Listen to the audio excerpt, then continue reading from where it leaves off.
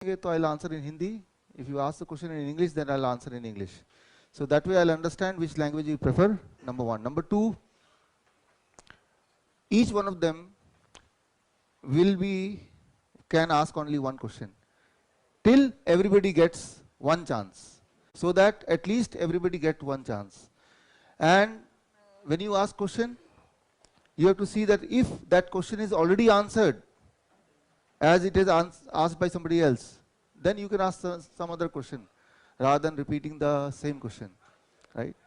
So Meena ji आप एक करके माइक यहाँ तक, जहाँ तक आपके हाथ तक पहुँचे, फिर आप अपने आप ही वो कर लेंगे. अभी तो फर्स्ट रो से L345 डिस्क और सर्वाइकल के 3 और 4 C3-4 बड़ी प्रॉब्लम है और पोस्चर भी चेंज हो गया है. हाँ. और तो मतलब कि एक सेकंड भी ऐसे झुकता हूँ तो मतलब कि बहुत ज़बरदस्त पेन होता है. तो इसका कोई सोल्यूशन बताइए. मैंने मतलब कि हर तरह का ट्रीटमेंट ले चुका हूँ. देखिए जब भी कभी एक्सीडेंट होता है, that is a kind of accident की कैटेगरी. एक्सीडेंट होता है, खास तौर पे बैक का एक्सीडेंट होता है, उसमें जो रिकवरी है दैट टेक्स लॉन्ग टाइम. ये तो हमें एक्सेप्ट करना पड़ेगा. कुछ चीज़ों में रिजल्ट बाई चांस बॉडी हमारी ऐसी बनी फटाफट आ जाता है, as you have seen in diabetes. सालों साल बीमार रहने के बाद भी you change the diet, you change the microbiota and immediately get the result. But in accidental case as yours, it takes long time to heal, long time, many months. Number one. Number two, pen कम हो. Pen कम हो इसके लिए आपके posture के कुछ methods होते हैं, वो आपको सीखना पड़ेगा. पोस्चर के मेथड क्या है, उसके लिए I am not the expert. Doctor पावन वधावन, जिन्होंने पहले दिन एक लेक्चर दिया था 15 मिनट का, 20 मिनट का, उनका आज भी एक सेशन है मेरे सेशन के अंदर ही.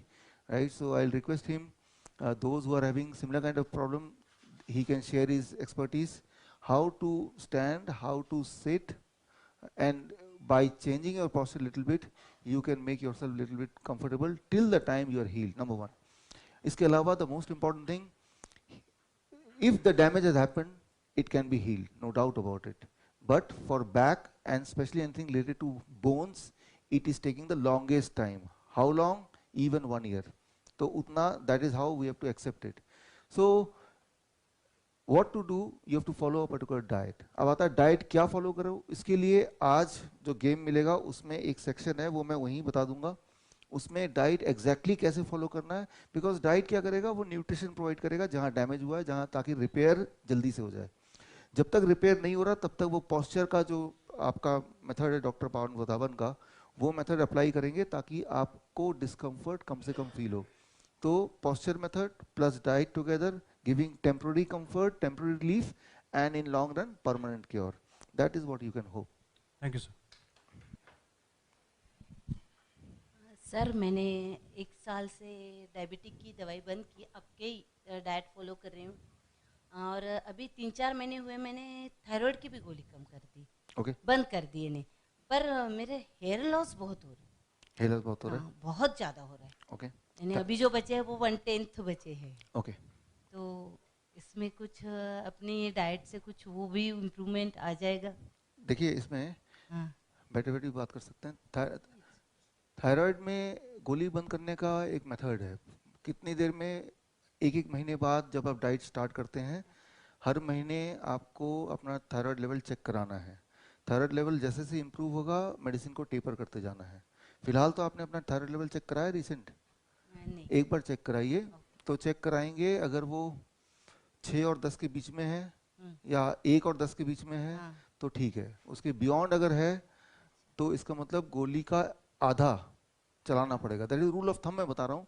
नॉर्मली मैंने देखा है कि इस डाइट पे 1 महीने रहने के बाद गोली को आधा करना है, फिर 1 महीने के बाद और आधा करना है, 3rd मंथ फिर छोड़ देना है. ये तो है रूल ऑफ थंब.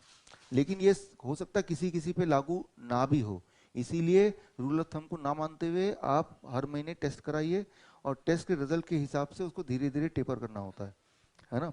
तो हो सकता है कि थायराइड में अभी आपको, क्योंकि आप वो मेडिसिन ले रहे थे, तो थोड़े दिन और लेना पड़ सकता है, और एकदम से छोड़ा तो उसके साइड इफेक्ट है कि हेयर फॉल. लेकिन चिंता की बात नहीं, हेयर फॉल सभी का होता है, लेकिन हम लोग ध्यान नहीं देते. ध्यान कब देते हैं, जब वो काफ़ी ज़्यादा मात्रा में होता है, जैसे आपने दिया. लेकिन वो फॉल हुआ, that is not a permanent thing. दोबारा हेयर ग्रो हो जाएगा, लेकिन उसको मतलब ये है कि शायद थोड़ी सी दवा की ज़रूरत अभी भी रह गई है. लेकिन क्योंकि आपने टेस्ट नहीं कराया तो वो ज़्यादा कुछ नहीं आप पता कर सकते हैं अनलेस यू मैं टेस्ट। टेस्ट करा के। हाँ, एक बात और ऐड करना चाहूँगा कि कई लोग सोचते हैं कि दवा ना छोड़ते हैं और हम डाइट भी लेते रहते हैं, तो वो तो और गड़बड़ है। हाइपोथायराइड का हाइपरथायराइड उल्टा हो जाता है फिर, राइट? जैसे हाइपरटेंशन था तो हाइपोटेंशन हो जाता है, उल्टा हो जाता है। तो दवा छोड़ना है, नो डाउट अबाउट इट, लेकिन छोड़ते वक्त टेपर करके छोड़ना है, उसके लिए टेस्ट करके देखना है। हेलो सर, मुझे कैंडिडा है and I have several food sensitivities. तो many of the fruits and foods I can not eat. मतलब जो जैसे कोकोनट वाटर है, इफ एक्सेस में लूँ तो मैं I get itchy patches and मुझे सेवरल एक्नी का प्रॉब्लम हो गया था, like on face on back. अभी I am doing a diet since 3 years, no dairy no gluten no sugar since last year, क्योंकि उसी के बाद मुझे इची पैचेस आने लगे। उसके पहले I had only acne. It is not cured but less. I want to cure it. Okay, that's your question. Yeah, that's my question. यहाँ पे the most important thing which you said about is it starting with the coconut water as one of the things, and there Yes, are sir. many more things which is allergic to your body, right? Yes, sir. Instant reaction. Coconut water in itself will not create any reaction, number one. But if it is, why when you are consuming it at that time, if there is something acidic lying in the stomach, together they become poison. For example, maybe now you took a tea or a coffee. So tea or coffee having dairy product, it may take 18 hours to digest. This means for next 18 hours it may be lying in your stomach, and that creates an acidic environment, which is not a problem. But the alkaline, as alkaline as coconut water, the moment you take, both becomes poison and immediately it reacts. But when it reacts, you think the culprit is coconut water because that is what the last thing I ate. But the truth is something else was lying in the stomach for long time and it is reacting. You remember yesterday I gave you example of 2 container, one containing water, one containing kerosene. Do you remember that? Right? So important is who is the culprit, how to decide that are you really allergic to a particular fruits, vegetable or food. One way you can do that, you choose one fruit at a time. For example, morning breakfast, let's say I'll have a breakfast of 4 or 5 banana, I'll not mix anything else. Then take a rest of 1 hour. In 1 hour it will get absorbed by the body.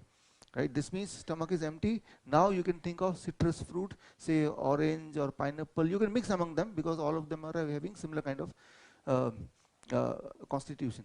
So you have that, and then you take a break of 40 minutes, 1 hour. Then you have the third kind of thing rather than mixing, right? So that is the better strategy, and that should be the better strategy for everybody.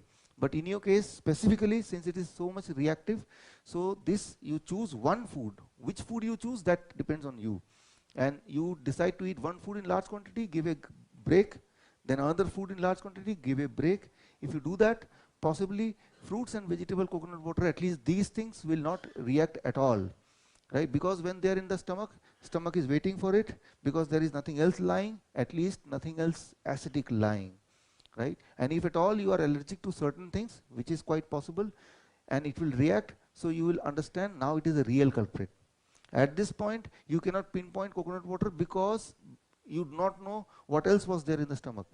But if you know first thing in the morning you drank coconut water and still you get the reaction, so it is clear maybe it is reacting. I have never heard anybody whose body reacts with coconut water. But there are certain things which human body is allergic to. One is the grains, one is the dairy products, and one is the nuts, peanuts. Right? I am not saying peanuts are bad, but if you are allergic to it, then you don't take it. Right? Other than these three, sometimes refined things. Refined things means packed things. So these are the only thing to which the humans are allergic. Right? Body reacts. Right? So and when you for about 21 days eat in one food at a time, then maybe the body will change its activity, its action, and maybe in future, if you even if you mix the thing, you will not get that reaction which you are getting right now. Thank you so much. Doctor साहब मेरी बेटी है, उसका सफ़ेद निशान पूरा body में हो गए हैं 20-25 साल से आगे, तो इलाज देखिए सफ़ेद निशान हो गए, स्किन की प्रॉब्लम है, तो पहला स्टेप तो ये है कि डीआईपी डाइट आपको कल बताया था, do you remember that, right? DIP diet और साथ में स्किन की प्रॉब्लम के लिए और क्या क्या करें, और स्किन की कितनी सारी प्रॉब्लम होती हैं, ये आज हमारा शाम की क्लास में आपको जो गेम मिलेगा ना उसके साथ ही होगा। डीआईपी डाइट प्लस स्किन का है तो क्या करना है, स्किन के अलग अलग प्रॉब्लम के लिए कैसे करना है, तो वो आज हम सिखाएंगे, उसको आप सीख के वैसे करना शुरू कर दीजिए। Sir, I am doctor Uddhav Gaikwad from Solapur, Maharashtra. तो 3-4 दिन पहले मेरे पास एक 6-7 साल का बच्चा आया, उसकी 50% ऑफ हेयर वाइट हो गए थे, केस पिके, 6-7 साल का बच्चा। हाँ, तो व्हाट इज कॉज एंड ये ऐसे होता रहता है, तो उसके लिए हमें उस बच्चे का लाइफस्टाइल क्या है, क्या खाता है, क्या करता है, वो सारा कुछ समझना पड़ेगा एक बार, तो उसी में से हम पिन पॉइंट कर सकते हैं। अभी मैं जैसे इनके केस में बोल रहा था, हम सब including me may be allergic to certain kind of food which otherwise for other people you may not be, so वो पिन पॉइंट हर एक का अलग अलग होता है, राइट? जैसे 6-7 साल का बच्चा है ना अभी, हाँ, हाँ, इतनी जल्दी कितने बाल क्यों पक गए? आप देखिए ना, अभी हम देखते हैं कि 2 महीने के बच्चे को डायबिटीज हो जाता है, 1 साल के बच्चे को हाई ब्लड प्रेशर होता है, 2 साल के बच्चे के किडनी फेलियर हो जाता है। आजकल तो आप देखेंगे कोई कनेक्शन ही नहीं है एज का। एक टाइम होता था कि भाई 30-35-40 साल के बाद ही सोचते थे ब्लड प्रेशर, डायबिटीज, आज तो ऐसा है नहीं।